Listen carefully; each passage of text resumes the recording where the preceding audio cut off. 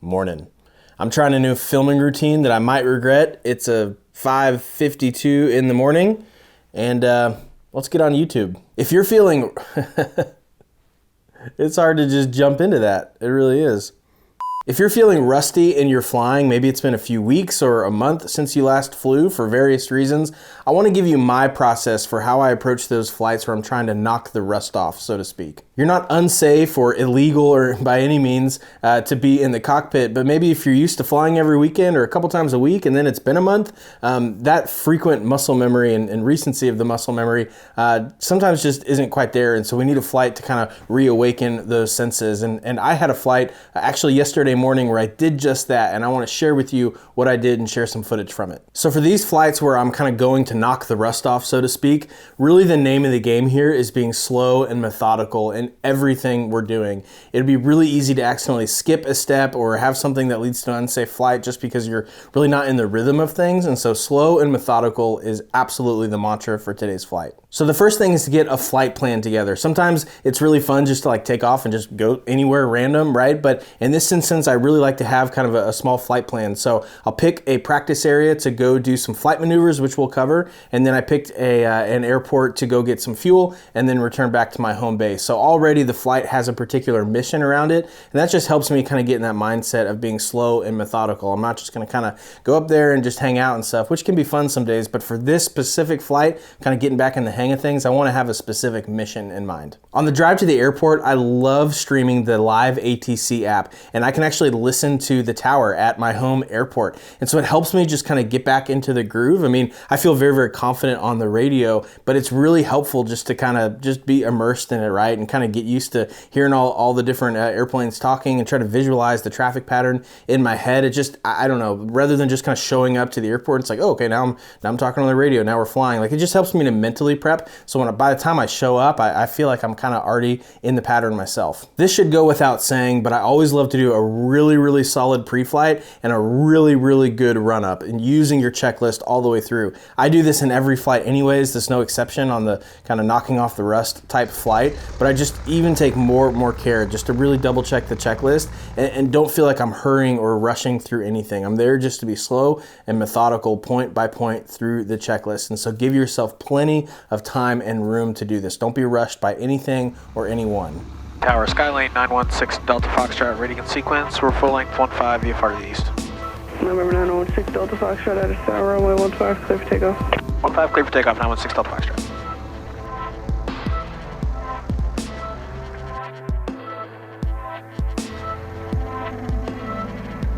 Best sight in the world right here. Okay, here we go. Full power, your speed's alive. Things in the green. 45, 50. 55. Ooh.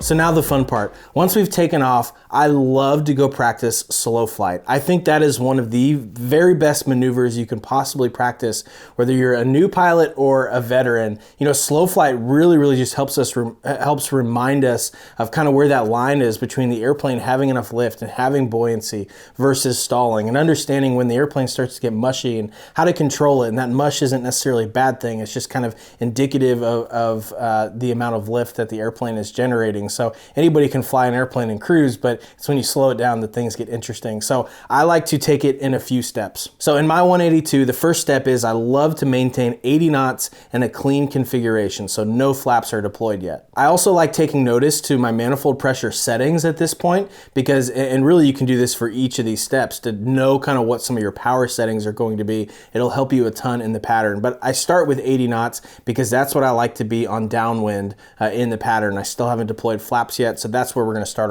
our slow flight. Hey, we're right at about 13 and a half inches, probably closer to 13 and a half inches. We're holding 80 knots steady, holding altitude. So next, you can come up with your own settings, definitely, but what I like to do next is also maintain 80 knots, but deploy 10 degrees of flaps. So now we're going to put in 10 degrees of flaps. Do the same thing, we're just going to slowly work it back to more and more flaps and slower airspeed. So use power for altitude and airspeed, or correction, and pitch for airspeed. Just trim it for 80 knots, it'll do 80 knots. Pretty close to the same configuration, about 13.5 inches, 80 knots, 10 degrees of flaps. So next we'll start slowing it down. I'll maintain 70 knots, still using 10 degrees of flaps. Okay, there's about 70 knots.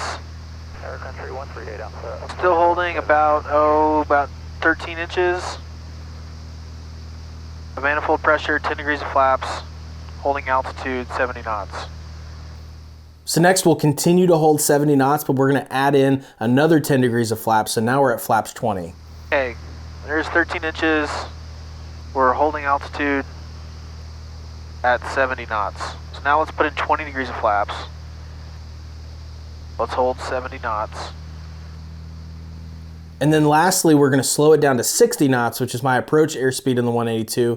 And we're also going to add in our final flap setting, which for me is 30 degrees. My airplane is equipped with more flaps than that, but I don't think they're necessary at all. You can get plenty slow with 30 degrees of flaps. So 60 knots, 30 degrees, that's what's next. Okay, there's 60 knots, holding altitude. Go 30 degrees.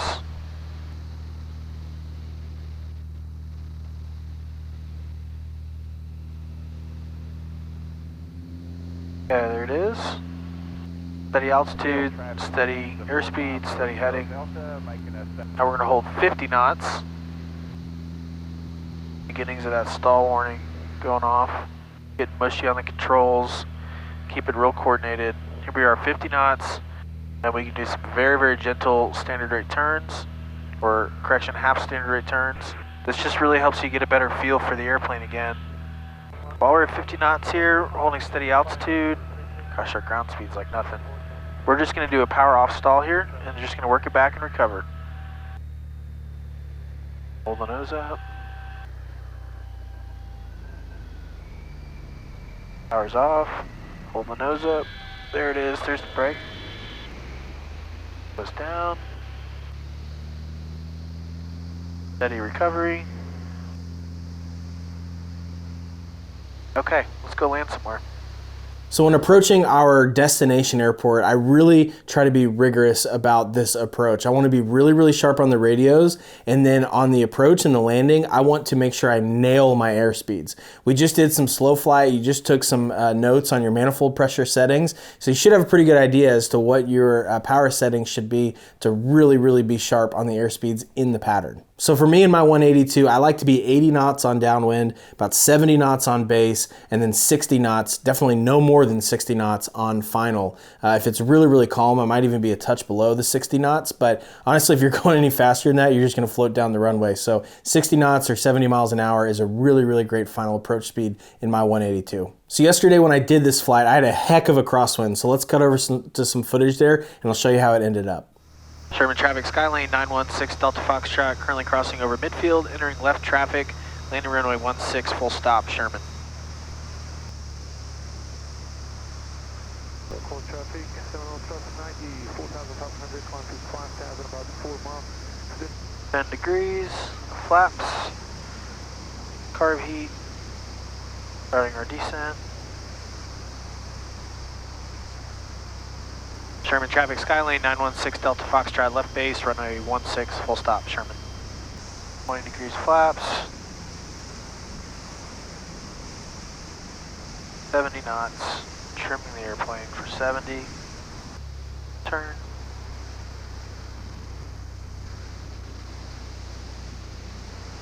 Sherman traffic, Skylane 916 Delta Foxtrot, final 16, Sherman. Okay, gas undercarriage mixture, prop, carb heat, cow flaps, seatbelts. Wow, there's a crosswind. Well, makes for some fun practice here.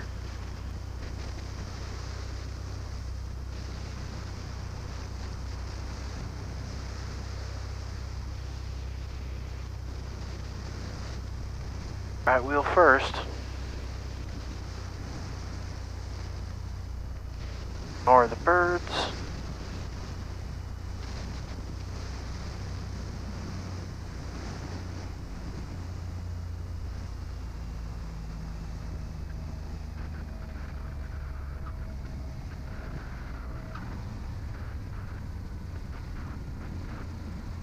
For that second little hop where we went back into here. That'd been really nice. I will take it.